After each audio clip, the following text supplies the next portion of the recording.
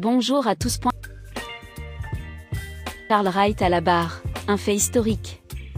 Poursuivi par les leaders du Front National de Défense de la Constitution de 2010, FNDC, pour dénonciation calomnieuse, diffamation, publique, injure, violence et voies de fait et abus d'autorité, le ministre de Justice et des Droits de l'Homme, garde des Sceaux, Alphonse Charles Wright a répondu présent, ce vendredi 24 juin 2023, à la convocation du tribunal de première instance de Dixun. Un fait notable dans l'histoire de la Guinée. Théâtral ou non, et quelle que soit l'issue de ce procès enclenché contre Alphonse Charles Wright, le simple fait que le ministre de la Justice comparaisse devant une juridiction sous sa tutelle politique et administrative est forcément historique. Avant de commencer, assurez-vous de vous abonner sur ma chaîne et d'activer la cloche de notification pour ne rien manquer de nos prochaines vidéos. C'est parti.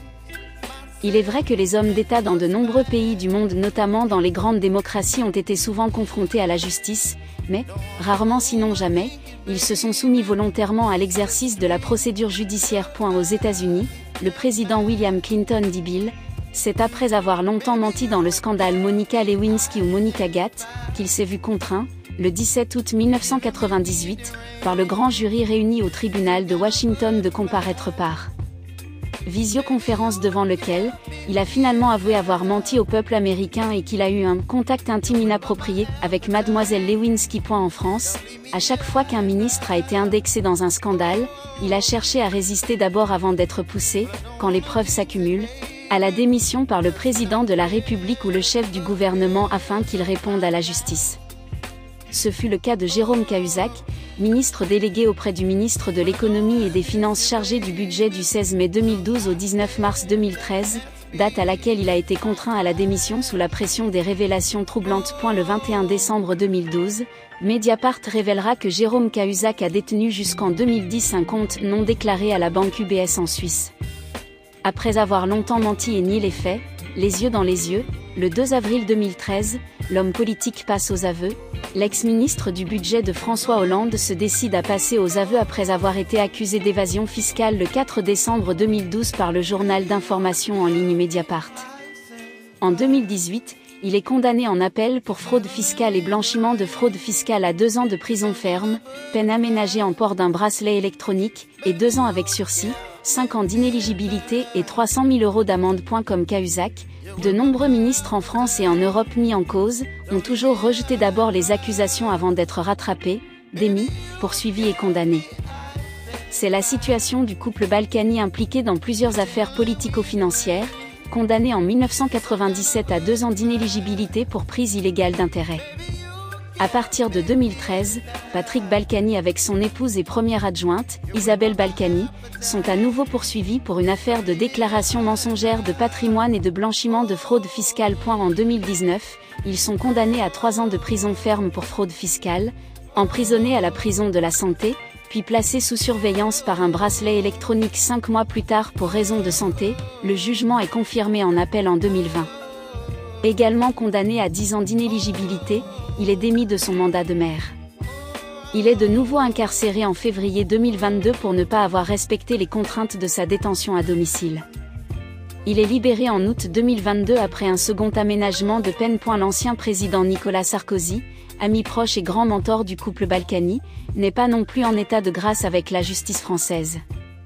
Retiré de la politique depuis 2016, Nicolas Sarkozy est mis en cause dans plusieurs dossiers judiciaires. Explication. Il a été condamné en appel le 19 mai 2023 à 3 ans de prison, dont 1 an ferme à purger sous bracelet électronique, pour corruption et trafic d'influence dans l'affaire dite des écoutes, une première pour un président de la Ve République.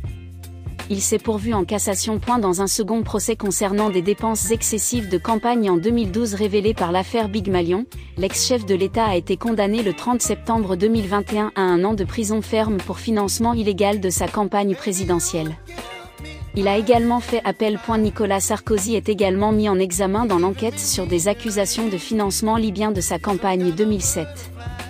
Le 11 mai 2023, le parquet financier, PNF, a requis son renvoi devant le tribunal correctionnel, avec 12 autres suspects.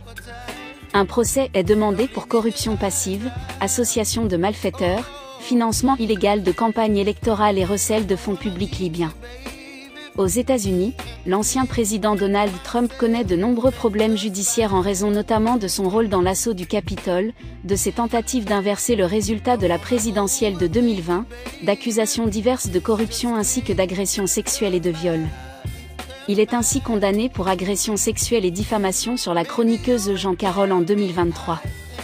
Au début de ce mois de juin, il a été mis en accusation par la justice fédérale américaine pour rétention de documents confidentiels et classifiés qu'il avait illégalement emportés avec lui en quittant la Maison-Blanche en janvier 2021. Dans tous ces cas évoqués au niveau des pays qualifiés de grande démocratie et de justice réellement indépendante, une constance demeure dans la défense des hommes politiques ou d'État poursuivis, complots, harcèlement judiciaire initié, concocté par le pouvoir en place ou les adversaires politiques. Jamais, ils ne se soumettent de gré. Donald Trump, après chaque convocation, anime un meeting pour incendier la justice, les juges et le président Joe Biden. En Afrique, il est généralement impossible pour la justice de s'attaquer à un homme public d'État, à un homme d'affaires à moins qu'il ne soit en disgrâce ou après la chute d'un régime auquel ils ont appartenu comme c'est actuellement le cas pour les anciens compagnons du président Alpha Condé. C'est au regard de tout ce qui précède que l'acte de l'actuel du ministre de la Justice, garde des Sceaux, ne peut passer inaperçu. Folklore ou non, l'histoire retiendra que le bouillant Alphonse Charles Wright, qui me rappelle étrangement Feu Abou Kamara, son prédécesseur de plus de 20 ans, a été le premier ministre guinéen sinon africain à se faire juger étant en fonction. C'est aussi conforme à son discours qui veut que la justice, sous le CNRD, soit sans limite à la notable exception, bien entendu, Charles Wright a bien la tête sur les épaules, du président du Conseil supérieur de la magistrature, le colonel Mamadi Doumbouya, président de la transition, chef de l'État, chef suprême des armées.